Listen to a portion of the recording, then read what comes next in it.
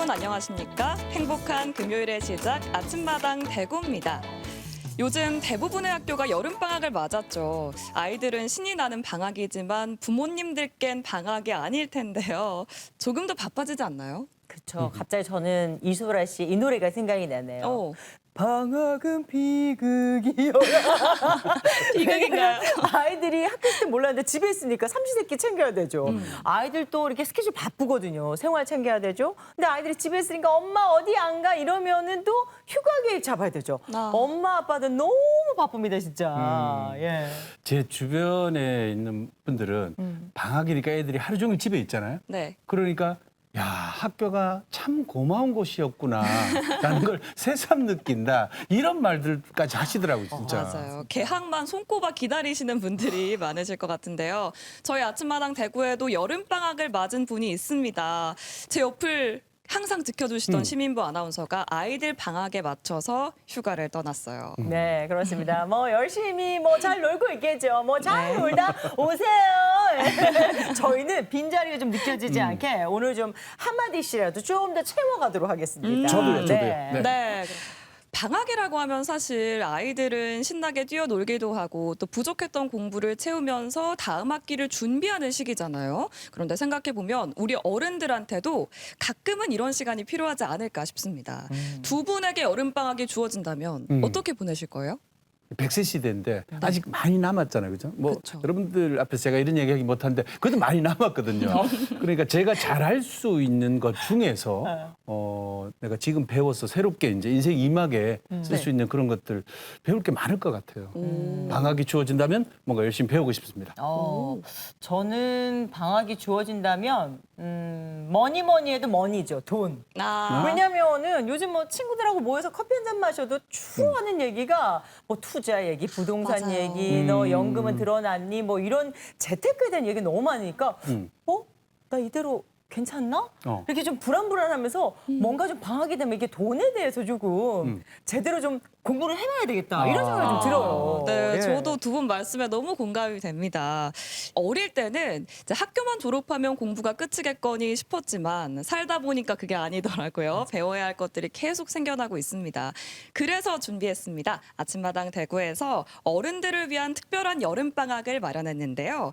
앞으로의 삶을 든든하게 준비해보는 여름방학 특강 3부작, 내일을 위한 3가지 힘입니다. 두 분이 고민하는 돈과 일 그리고 꿈까지 함께 담아봤는데요. 오늘은 그 첫 번째 시간으로 오래 사는 시대 내 돈도 나만큼 오래 살게 하려면 어떻게 해야 할까를 배워보도록 하겠습니다. 첫 번째 인생 선생님 바로 모셔볼게요. 나와주세요. 어서 오세요. 네, 반갑습니다.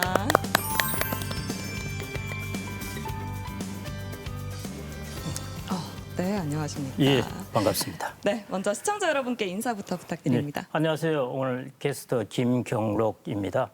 저는 미래셋에 오래 근무를 하다가요. 올해 초에 이제 은퇴를 하고 옵투스 자산운용이라는 곳에서 고문으로 지금 일하고 있습니다. 만나 뵙게 돼서 반갑습니다. 네, 반갑습니다. 이제 약 30년 정도를 금융 투자 현장에서 활동하시면서 생애 자산 관리를 연구해온 은퇴 전문가십니다. 그리고 특히나 처음에는 투자나 자산 운용 분야에서 주로 활동을 하시다가 이제는 연금과 은퇴 또 인구 구조 문제까지 연구의 폭을 넓히셨는데요. 투자 전문가로 활동하다가 은퇴 이후의 삶에 더 집중하게 된 특별한 계기가 있으실까요? 제가 이제 투자 쪽을 계속 해왔었는데요. 2000년 초반인가 이제 데이터를 쭉 살펴보니까 네. 향후 우리나라의 초고령화 문제가 아주 심각할 뿐만 아니라 이게 시장을 거의 지배할 거라고 생각이 되었습니다. 이제 그런 생각을 하고 있던 차에 제가 이제 은퇴연구소장으로 이제 발령을 받으면서 야, 이게 투자와 은퇴를 결합해서 은퇴 자산 관리를 하면 참 좋겠구나 이런 생각을 해서 거기에 이제 계속 매진을 했고요. 제 예상한 대로 하여튼 최근에 이 시장이 많이 커지고 있고 앞으로도 많이 커질 것 같습니다. 근데 이 오랫동안 이제 은퇴를 연구를 하신 분들도 막상 자기 차례가 되면은 마음이 좀 다를 것 같은데 저도 지금 주변에 친구나 동료들 보면 하나둘씩 은퇴를 하는데 다행히 저는 다행인지 불행인지 비정규직은 정해진 은퇴는 없거든요. 예. 근데 내일 당장 은퇴가 될 수도 있는데 그 밖에서 은퇴를 바라봤을 때랑 지금 직접 은퇴를 겪어보셨을 때 어떠신 것 같습니까? 예, 저도 이제 비정규직으로 돼서 은퇴가 없어지게 됐습니다. 그렇게 됐는데요. 아마 가장 큰 차이점이 세 가지 정도가 없어지는 것 같습니다. 첫 번째가 직급이 없어집니다. 예, 무슨 사장, 뭐 상무, 부장 이런 것들이 이제 사라지게 되고요. 그 다음에 제일 중요한 것이 딱 한 달 지나서 통장에 월급이 없어집니다. 예, 월급 들어오는 게 사라지고요. 이게 이제 엄청난 충격으로 작용을 하게 되고요. 그다음에 이제 세 번째. 기업이 쭉 제공해주는 인프라가 있습니다. 사무실도 제공해주죠. 그다음에 볼펜도 제공해주죠. 다양한 것들을 청소 서비스도 제공해주고 하는데요. 그다음에 많은 사람들을 만날 수 있는 관계망도 있고 하는데 이 기업이 제공해주던 이 인프라가 한꺼번에 다 사라지게 됩니다. 그래서 제가 이제 올 초에 느끼게 되었던 것들이 말 그대로 이 세 가지가 한꺼번에 다 사라졌어요. 그래서 이 세 가지를 이제 하나씩 적응하고 복원하는 과정을 지금 밟고 있는데요. 보통 사람들도 아마 이 세 가지가 저는 가장 큰 변화라고 생각되고 여기에 어떻게 대처하느냐 하는 부분이 이제 중요할 것 같습니다. 근데 사실 우리가 살면서 은퇴 그러면 뭔가 좀 여유로운 삶을 이제 나도 좀 누려야 되겠다라고 생각하는 게 우리가 바라는 은퇴거든요. 그래서 열심히 일해서 집도 사고 퇴직금도 마련하고 어느 정도 돈도 조금 준비를 해두지만 막상 은퇴를 하고 나면 그때부터 불안한 거예요. 내가 열심히 준비했는데 왜 불안하지? 이런 생각이 들 만큼 주변 분들 얘기 들어보면 은퇴하고 있으니까 좀 불안하다. 은퇴를 앞두신 분들도 불안하다 이러거든요. 열심히 살아오셨는데 왜 이렇게 부족하다 느끼고 불안감을 느낄까요? 우리나라 사람처럼 아마 열심히 살아온 사람이 없을 겁니다. 그런데 왜 이렇게 이제 불안하게 되었을까 하는데요. 개인적인 탓도 있겠지만은 사회 구조적인 문제가 있습니다. 첫 번째가 이제 우리나라는 퇴직 연령이 너무 짧습니다. 보통 정년이 서구 사회는 한 65세 이 정도 되는데요. 우리나라는 60세라고 되어 있지만은 보통 한 55세 이 정도 퇴직을 하다 보니까요. 너무 짧아요. 앞으로 적어도 한 65세까지 일을 해야 이제 되는 것인데 10년 정도 빨리 나오고 재취업을 한다고 그러더라도 재취업을 하면 월급이 반 이상 떨어집니다. 첫 번째 이게 이제 구조적인 문제이고요. 두 번째 이제 구조적인 문제가 서구 사회의 노후 준비는 상당 부분이 연금을 통해서 하게 됩니다. 그런데 우리나라는 이제 서구 사회의 선진국은 아니었다가 이제 선진국이 되다 보니까요. 연금 준비가 좀 미흡합니다. 그래서 공적연금도 그렇고 퇴직연금과 개인연금과 같은 사적연금도 그렇고요. 그래서 연금 준비가 미흡해서 아마 여러분들 지금 내가 국민연금과 퇴직연금만 가지고 노후가 이 정도 소득으로 충분하겠네 하시는 분이 거의 없으실 겁니다. 그게 이제 두 번째 이유입니다. 그런데 아마 앞으로 젊은 사람들은 다를 것 같은데요. 현재 아마 60대 이상은 다 이런 상황일 것 같습니다. 그다음에 이제 세 번째가 우리나라의 좀 특징인데요. 제가 더블 케어라고 그러는데 더블 케어라는 것은 지금 베이비 부모들이 양쪽으로 케어를 해야 된다는 것입니다. 위로 봐서는 이제 부모님. 예. 왜냐하면 장수 사회다 보니까 아마 여러분들 부모님 거의 대부분은 80 중반 이후라도 다 생존해 계실 거고요. 90대라도 다 생존해 계시는 분이 많으실 겁니다. 근데 이게 이제 요양비용만 하더라도 자칫하면 한 달에 300, 400 이렇게 들 수가 있으니까요. 그다음에 또 우리나라가 이제 성인 자녀 문제. 이게 이제 학비가 많이 들 뿐만 아니라 또 취업도 빨리 안 돼요. 그래서 이 양쪽을 이제 케어하다 보니까 이제 50대 여기에 이제 돈을 다 쏟게 되니까 준비를 못 하게 되는 것입니다. 그래서 이것도 일종의 사회 구조적인 문제이죠. 그래서 개인의 어떤 문제도 있을 수 있는데요. 방금 말씀드린 이제 정년, 그다음에 연금의 문제, 그다음에 더블 케어라는 사회 구조적 문제 이런 것들이 좀 섞여 있습니다. 그래서 너무 자기 탓만 하시지 말고요. 이제 어떻게 내가 이걸 극복해낼까 슬기롭게 그 부분에 초점을 맞춰보시는 것이 좋을 것 같습니다. 우리 이 수명은 자꾸 늘어나는데 내가 모아놓은 돈도 별로 없고 그나마 모아놓은 돈은 별로 쓰지도 않는 것 같은데 돈의 수명은 자꾸 줄어요. 실제로 그런 겁니까? 그렇게 느껴지는 겁니까? 실제로 그런 거고요. 아인슈타인의 상대성 이론 아시잖아요. 상대적입니다. 수명이 길어지면은 돈의 수명은 짧아져요. 예, 왜냐하면은 수명이 길어지면 그만큼 돈을 많이 써야 되니까요. 내가 이게 예를 들어 85세에 맞추어서 해놨는데, 근데 수명이 15년 길어졌다. 그러면은 돈의 수명이 상대적으로 짧아지게 되는 것입니다. 그래서 요즘 하는 이야기가 장수가 축복인가 재앙인가 하는 것인데요. 이제 나의 돈의 수명이 상대적으로 짧아진 것은 재앙에 해당되는 것이고 내가 뭔가 새로운 일을 더 할 수 있는 기회를 얻었다는 것은 이제 축복이 되는 것입니다. 그래서 이게 재앙을 줄이고 이제 축복을 이제 누리게 하는 것 그게 어떤 지혜가 아닐까 그렇게 생각이 됩니다. 그 상대적이라고 보시면 될 것 같고요. 그런데 실제로 돈의 수명을 짧게 하는 것들이 있습니다. 예를 들어 내가 퇴직하고 나서 목돈을 가지고 있었는데 은퇴 창업을 하다가 문제가 생겼다. 돈 다 날아가거든요. 네. 예. 그다음에 금융사기, 피싱 같은 경우 이런 걸로도 날아갈 수가 있고요. 그다음에 이제 고수익 유혹. 주가가 8천, 9천 할 때, 야, 이제 내 노후를 이제 주식을 통해서 한번 준비해보자 하고 왕창 들어갔다가 마이너스 한 30, 40% 뭐 이럴 수가 있습니다. 그래서 이런 부분도 돈의 수명을 짧게 만들기 때문에요. 이 부분을 특히 조심하셔야 됩니다. 근데 또 그 투자를 하다가 돈을 잃게 되는 분들도 이해가 되는 게 내가 열심히 평생 모아둔 돈인데 물가가 상승하면 알아서 그 가치도 줄어들잖아요. 그러니까 조금 더 마음이 조급해지고 무리하게 투자를 했다가 또 돈을 날리고 이런 악순환도 있지 않을까 저는 생각이 드는데요. 특히나 은퇴를 앞두고 계시거나 은퇴를 이미 하신 분들은 더 마음이 급하실 것 같거든요. 이런 분들도 네. 좀 안전하게 차근차근 돈의 수명을 늘릴 수 있는 거죠. 네. 이전에 제 직장 선배분이 이런 이야기를 하셨어요. 그때 이제 뭐 외환위기도 오고 글로벌 금융위기도 오고 금융시장이 난리가 났을 때인데요. 야, 이럴 때는 홍수가 났을 때 그래서 흙탕물이 막 생겼을 때는 물을 깨끗하게 하려고 막 물을 휘저으면은 더 흙탕물이 된다. 가만히 기다리고 있으면은 물이 맑아진다는 이야기를 했는데요.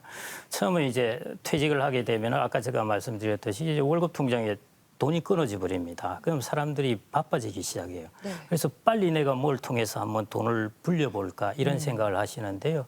그걸 잠시 내려놓고 뭘 하셔야 되냐면은 앞으로 한 30년 동안을 위해서 내 자산의 구조를 어떻게 새로 짤까 이걸 고민하셔야 됩니다. 왜냐? 그전에는 제일 소득의 중심이 근로소득이었는데요. 이제 이게 사라지지 않습니까? 그래서 이걸 제외하고 나머지 주택과 그다음에 금융자산, 연금 이런 것들을 합쳐서 내가 죽을 때까지 나의 소득을 어떻게 짜야 할까 하는 그 구조를 찬찬히 생각해 보시고 그 구조가 짜지시면은 이제 액션을 하셔야 됩니다. 주변에 주가 올라갔다고 야 빨리 들어가자 이렇게 하다가는 큰일 나고요. 그래서 너무 서두르지 않은 게 좋습니다. 제 또래들의 고민 중에 하나가 그나마 조금 모아놓은 거를 이 자녀들 결혼하니까 뭐라도 해줘야 되고 맞아요. 하다 보니까 이게 결국은 자녀들도 도와줘야 되는데 자신의 노후도 챙겨야 되는데 맞아요. 이러려면 어떤 기준이 필요합니까? 자녀도 도와주고 내 노후도 챙길 수 있는 그런 방법은 없습니다. 네, 돈이 아주 많으면 괜찮은데 내 돈이 제약돼 있다면은 둘 중에 하나를 이제 좀 선택을 하셔야 되고요. 둘 다 하기는 힘들고 그러면 뭘부터 선택을 할 것인가 하는 것인데요. 일단 자녀가 자립할 기반, 그것은 집을 구해주는 것보다 직장을 갖고 공부를 하고 이 정도까지는 이제 부모가 좀 관여를 해줘야 되고요. 네. 그 이후의 부분에 대해서는 여력이 있으면 괜찮은데 그렇지 않다면은 자기의 노후부터 챙겨야 됩니다. 장기적으로 본다면은 자기의 노후를 탄탄히 해놓는 것이 자녀에게도 좋습니다. 요즘 자녀들이 결혼할 때 조건 중에 하나가요.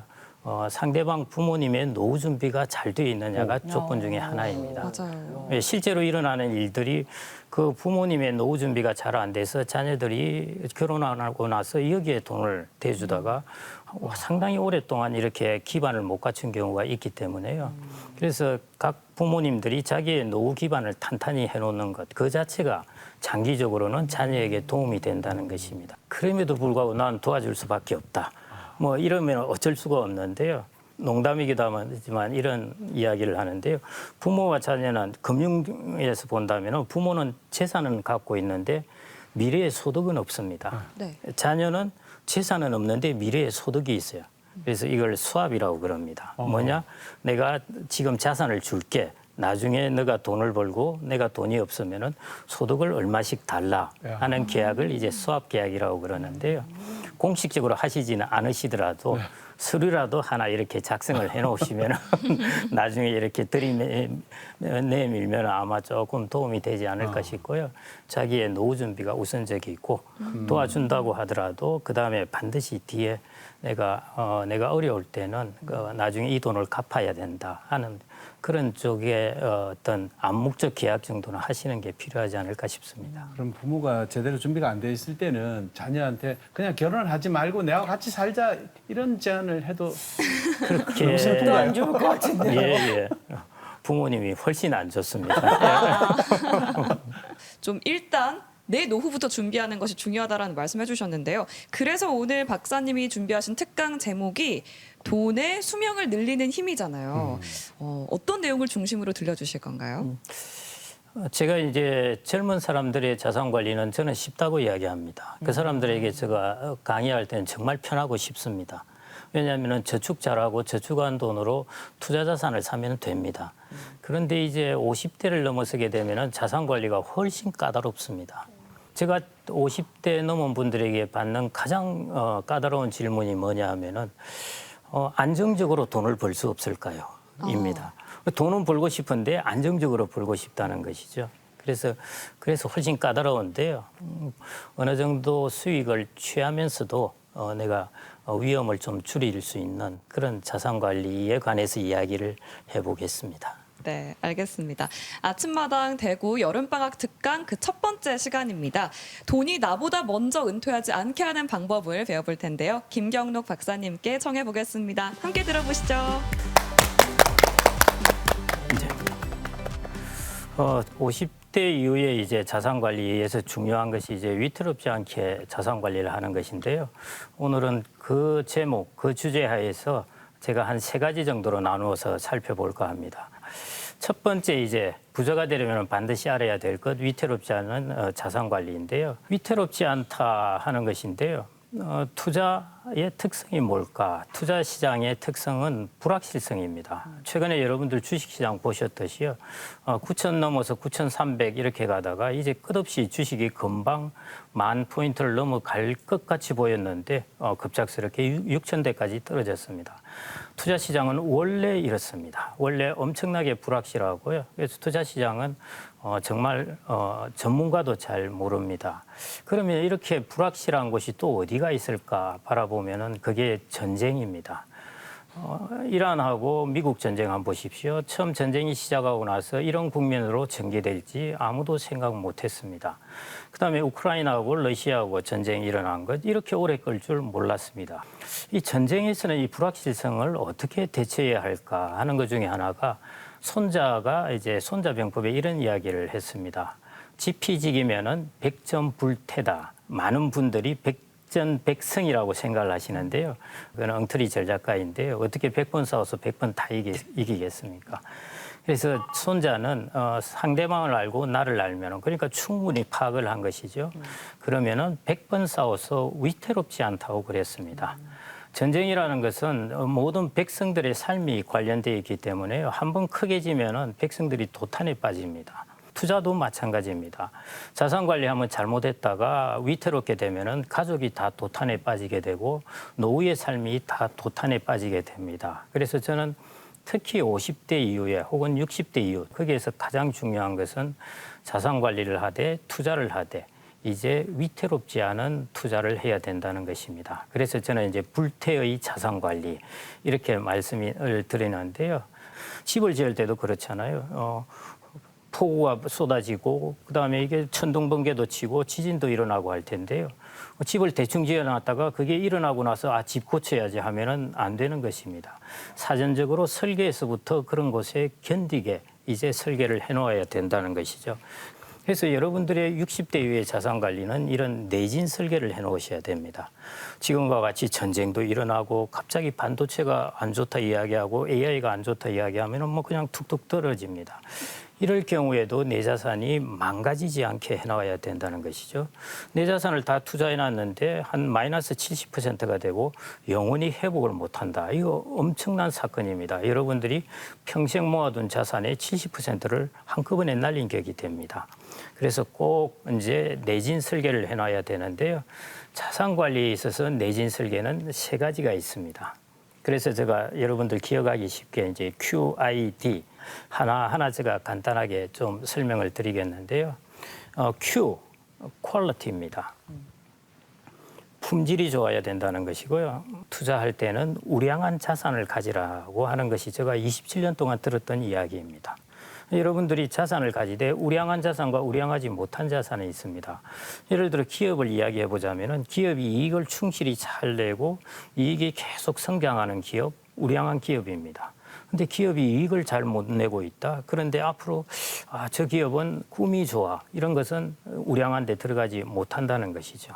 그래서 그다음에 부동산도 마찬가지입니다. 부동산도 퀄리티가 여러 가지가 있습니다. 가장 높은 퀄리티가 핵심 지역에 있는 오피스나 이런 것들이고요. 가장 낮은 퀄리티에 있는 것이 상가입니다.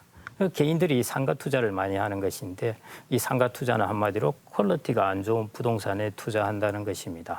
부동산도 그렇고 주식도 그렇고 모든 자산은 여러분들이 특히 60대 이후에는 가장 우량한 자산을 택하셔야 됩니다. 그게 이제 첫 번째 Q에 해당되는 것이고요. 그다음에 두 번째 I, 인컴입니다. 조금 어려운 부분인데요. 금이라는 자산을 가졌다 하면은 여러분들 금을 가지고 있어도 배당도 이자도 안 나옵니다. 그런데 배당 주식을 갖고 있으면은 기업의 이익으로 배당금을 주게 되고요.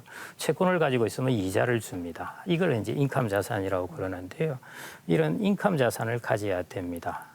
그래서 인컴의 I이고 그다음에 D는 영어로 조금 어렵긴 한데요. 이게 diversification이라고 해서 분산이라는 뜻입니다. 우리 부동산에서 가장 중요한 것은 첫 번째도 입지, 두 번째도 입지, 세 번째도 입지입니다. 그래서 서양 사람들은 첫 번째도 로케이션, 두 번째도 로케이션, 세 번째도 로케이션. 이게 부동산에 관해서 이야기하는 것이고요. 자산 관리에 있어서 중요한 것은 뭐냐? 첫 번째도 분산, 두 번째도 분산, 세 번째도 분산입니다. 나누어서 가져야 되는 것입니다. 우리가 흔히 하는 이야기로 계란을 이제 한 바구니에 담지 말고 여러 바구니에 담아라. 심지어 이런 이야기를 합니다. 여러 바구니에 담되 한 집에 갖다 놓지 말고 바구니를 여러 집에 갖다 놓아라. 이런 이야기까지 할 정도가 이제 분산이라는 것입니다. 그래서 위태롭지 않은 자산 관리를 하시려면은 이 Q, I, D 이 세 가지를 잘 지키셔야 되고요. 이 하나하나 중에서 중요한 것만 제가 몇 가지 설명을 드려보겠습니다. 첫 번째 이제 Q에 해당하는 부분인데요. 퀄리티에 해당하는 부분인데 우량한 기업 아실 겁니다. 우량한 기업이라는 것이 뭐 우리나라에 여러분들이 다 아시겠죠. 혹은 뭐 코스피 우리나라 주식시장이 있자면은 아마 상위 한 10개, 상위 50개 이내 그 정도는 이제 우량한 기업에 속할 수가 있습니다. 여하튼 우량한 기업을 하셔야 돼요. 개인들이 실수하는 많은 자산 관리 중에 하나가요. 저도 최근에 이제 저하고 잘 아는 사람이 이거 내가 몇 년 동안 보아온 주식인데 해서 그걸 샀다가 지금 마이너스 한 40% 돼 있는데 이런 일들이 생길 수가 있습니다. 그래서 저는 이제 양을 조금 해서 샀길래 다행이죠. 야, 저 사람 저렇게 이야기했는데 하고 제 재산을 왕창 갖다 넣었으면 이제 큰일 나는 것이죠. 여하튼 이러나 저러나 주변에 야 이거 좋다더라 하는 카드라 통신보다는 그냥 시장에서 우량한 기업을 선택하는 것이 제일 좋습니다. 그다음에 이제 우량한 기업을 우리나라 기업 주식을 아무리 선택해봐야 우리나라예요. 손오공이 아무리 날아봐야 부처님 손바닥 아닙니다.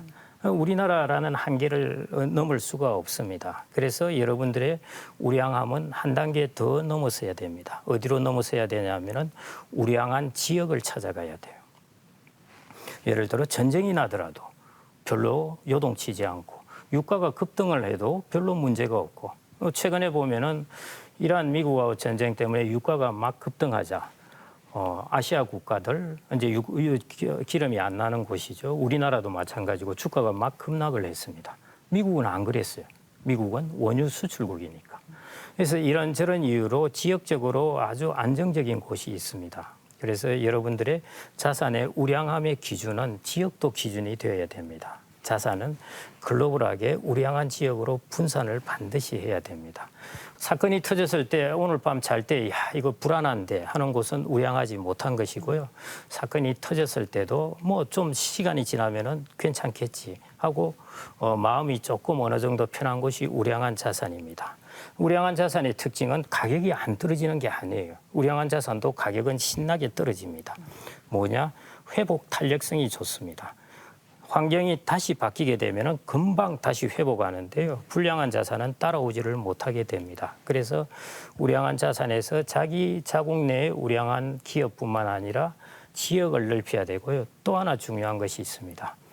통화도 늘려야 돼요. 여러분들이 지금 자산을 많이 가지고 있다 하더라도 예를 들어 우리나라 사람들은 60대 이후가 주택 자산을 거의 75에서 80% 가지고 있는데요. 이거 모두가 원화 자산입니다. 지금처럼 통화가 원달러가 1,530원, 40원 하니까 여러분들 가슴이 덜컹덜컹 내려앉지 않습니까? 만일 2,000원 가면 그 가슴이 어떻겠습니까? 완전히 덜컹 내려앉습니다. 이런 것들에 대비를 하셔야 된다는 것이죠. 그래서 통화도 여러분들이 가지고 있는 대부분의 자산이 원화 기준입니다. 그래서 금융자산만은 그중에 절반가량은 통화를 다른 통화로 기축통화에 해당되는 건데요. 아무래도 기축통화 중에서는 그래도 달러가 아마 가장 신뢰성이 높을 겁니다. 금이 가장 안정적으로 신뢰성이 높고 그다음에 이제 달러입니다. 원화는 그 순수가 좀 저 어디에 쳐져 있습니다. 그러니까 우리가 원화 자산뿐만 아니라 이 달러 자산도 반드시 들고 있어야 됩니다. 저는 금융 자산 중에서 한 50% 정도를 달러로 들고 있으면 되지 않을까 했는데요. 언제 제가 토크를 하다 보니까 그분은 70%라고 그러시더라고요. 그래서 그럴 수도 있겠다 이제 그런 생각을 했습니다. 근데 대부분의 분들은 젊은 사람들은 이제 많이 해외 자산도 갖고 있는데요. 이제 나이 드신 분들은 익숙하지 못해서 못 갖고 있습니다. 그래서 통화도 분산하셔야 돼요. 제가 우량 퀄리티에 있어서 여러분들에게 꼭 좀 이제 말씀드리고 싶은 것이 다른 것들은 잘 아실 텐데요. 지역. 우량한 지역으로 가야 된다는 것. 그다음에 통화도 우량한 통화를 여러분들의 금융자산의 대략 절반 정도는 그런 기축통화를 갖고 있어야 된다는 것. 이게 퀄리티입니다. 두 번째 이제 인컴에 관한 부분인데요. 이건 조금 어렵기는 한데 인컴 자산 같은 경우에는 이제 계속 그 소득이 나온다는 것이거든요. 그래서 인컴 자산은 이게 무슨 장점일까 이런 생각을 하실 수가 있는데 모든 자산 중에서 현금이 왕입니다. 그래서 영어에서도 캐시 이제 킹이라는 이야기를 하는데요. 아무리 주식 자산을 갖고 있어도 내 손에 현금이 없으면 끝이에요. 그래서 내가 어떤 경우가 주가가 폭락을 하더라도 자산 가격이 떨어지더라도 나한테 현금이 들어올 수 있는 통로가 있어야 됩니다. 만일 성장 주식을 갖고 있다면 배당이라는 게 없거든요. 아무리 기다려도 현금이 안 들어와요. 내가 그걸 팔아야 현금이 들어오게 됩니다. 그런데 배당 주식을 갖고 있다든지 임대 부동산을 갖고 있다든지 채권을 갖고 있다든지 하면은 여러분들에게 시기가 되면은 따박따박 현금을 줍니다. 아무리 자산 가격이 변하더라도요. 그래서 시장이 막 이렇게 급변하고 오르고 내리고 하더라도 나한테 꾸준하게 캐시를 주는 것입니다. 그게 인컴 자산이에요. 그래서 꼭 자산이라고 그러면은 캐시를 주는 자산을 가져야 됩니다. 사람도 자산이에요. 그럼 사람에게 놓은 인컴이 뭐냐? 그게 월급입니다. 사람이 월급이 없으면 자산의 가치가 없다고 생각될 수도 있는데요. 마찬가지 다른 금융자산도 여러분들에게 이런 캐시라는 인컴을 주어야 됩니다. 테이블을 한번 보시겠습니다. 저게 금하고 이제 우리가 말하는 이제 소위 말해 부동산하고 이걸 비교해 보겠습니다. 임대부동산이라고 그러면은 이제 캐시를 배당으로 주는 것이죠. 금은 배당 없습니다. 안전한 자산이긴 한데요. 배당은 없습니다. 그래서 지금 이제 금하고 임대부동산을 각각 저렇게 이제 10억씩 가지고 있었어요. 그런데 20년이 지나도 이게 가격이 안 오른 겁니다. 금도 가격 안 오를 수 있습니다. 부동산도 20년 지나도 안 오를 수 있습니다. 제 고향 마산에는 제가 30년이 지났는데도 오히려 땅값이 더 떨어졌어요. 제 있는 곳에는. 자산은 그럴 수가 있습니다. 그게 투자의 리스크예요. 나는 가격이 오를 거라고 샀는데 의외로 가격이 뚝 떨어지는 것이 투자의 리스크입니다. 그런 리스크에 대해서 내가 어떻게 대처했느냐. 아까처럼 이제 인컴이 나오게 되면은 세월이 흐르면서 그 리스크를 줄여줍니다. 자, 금의 경우를 본다면은 20년이 지나더라도 나한테 들어오는 인컴이 하나도 없어요. 그래서 가격 안 오르면 끝입니다. 나는 그냥 0%로 끝이 나는 것입니다. 그런데 부동산 같은 경우에 4%씩 매년 들어오다 보니까 20년 지나면은 인컴이 4 곱하기 20 하면은 80%가 나한테 들어오는 것입니다. 100이 있다면은 본전의 80%는 회수를 한 것이죠. 그런데 4%를 재투자했다고 생각하면은 복리로 하면은 120%가 들어오게 됩니다. 그래서 저게 인컴의 장점입니다. 시간이 지나면은 지날수록 나의 손실을 메꿔주기 때문에 시간이 나의 우군이 됩니다. 이런 자산을 갖고 있어야 장기적으로 여러분들이 자산이 위태롭지 않게 되는 것입니다. 젊을 때는 모르겠는데요. 나이가 들어서는 꼭 저런 캐시가 들어오는 인컴 자산을 가지셔야 된다는 것입니다. 그다음에 이제 마지막으로 분산인데요. 여러분들 워낙 많이 들어보셔서 사실은 저것도 무슨 또 공자 말씀인가 할 텐데요. 근데 공자 말씀이 지나고 보면은 내가 저걸 지킬 걸 이렇게 하듯이요. 분산도 똑같아요. 다른 사람이 종목 하나 사가지고 1000%씩 버는 거 보면은 못 참습니다. 나는 왜 이렇게 바보같이 이렇게 있나 싶어서 하는데요. 세월이 지나 보면은 저게 맞다는 걸 알 수가 있습니다. 그래서 꼭 분산이라는 것은 좀 미련해 보여요. 다들 저렇게 스마트하게 막 나가는데 나는 왜 이렇게 미련하게 있어야 될까 하지만은 그 미련한 것이 장기적으로는 힘을 발휘합니다. 우보천리, 우보만리 이런 이야기가 있는데요. 천천히 걸어가는 소의 걸음이 천리를 가는 것이고 후다다닥 달려가는 말은 천리를 못 가게 됩니다. 저게 분산의 이치입니다. 그래서 노후자산 관리할 때 한 30년 정도를 보신다면은 꼭 분산을 하셔야 되는데요. 그 분산이 두 가지가 있습니다. 공간 분산과 시간 분산. 여러분들 주식 한 종목 가지고 절대 자신의 승부를 거시면 안 돼요. 분산하셔야 됩니다. 주식 분산한 것 중에 제일 좋은 것이 세계적으로 따지자면은 S&P 500입니다. S&P 500이라는 것은 미국에 있는 500개 우량 기업을 모아둔 것입니다. 500개를 모아두었으니까요. 훨씬 탄탄하게 우량하다고 할 수 있습니다. 한 개의 기업이 아무리 튼튼하더라도 위험할 수가 있습니다. 세상에는 어떤 천재가 나와서 기술로 그 기업을 무너뜨릴 수가 있는데요. 500개를 모아두면은 훨씬 아성이 탄탄해집니다. 그래서 종목을 꼭 장기적으로 위태롭지 않으려면은 분산하셔야 돼요. 좀 미련해 보이더라도 분산을 하시는 게 좋고요.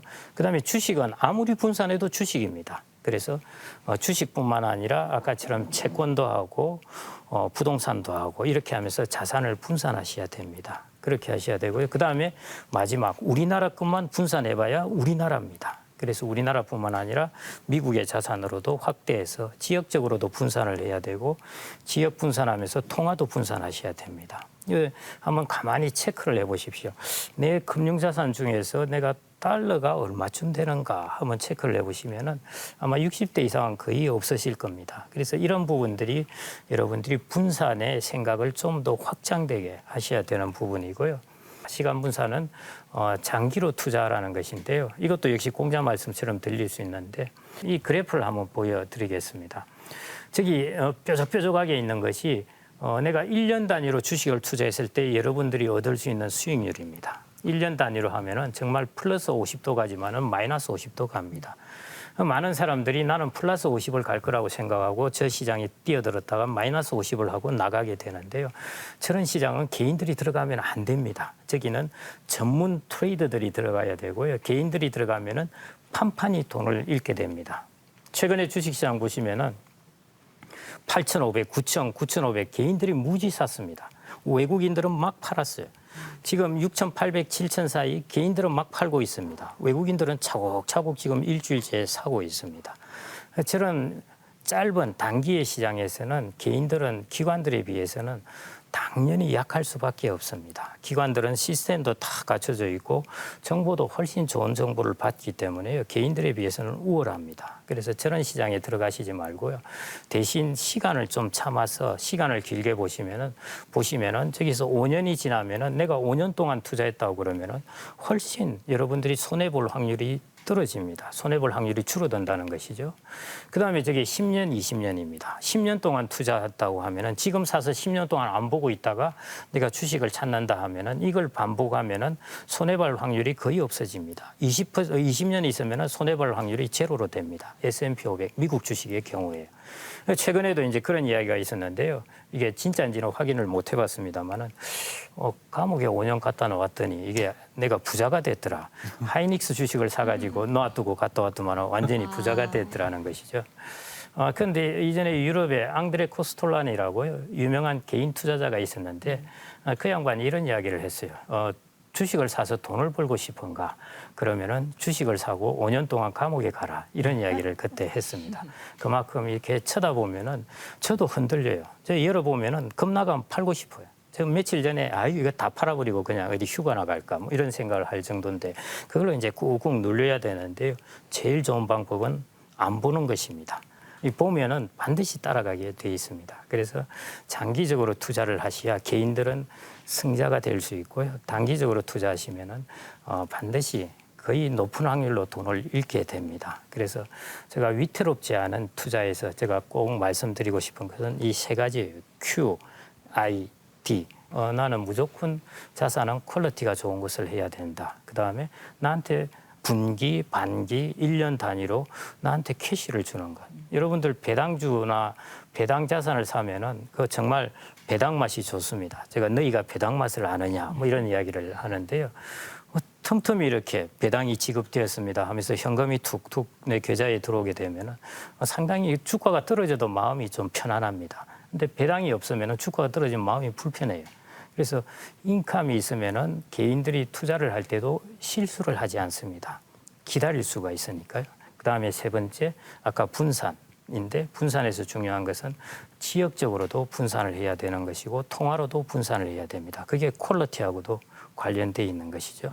그래서 이 Q, I, D 이 세 가지 이것은 모든 경우에도 다 적용되는 세 가지 원칙입니다. 여러분들이 이렇게 자산 관리를 하시면은 손자가 이야기했듯이 백전불태 주식시장에서는 투자시장에서는 중요한 것이 위태롭지 않으면 돈을 벌게 돼 있습니다.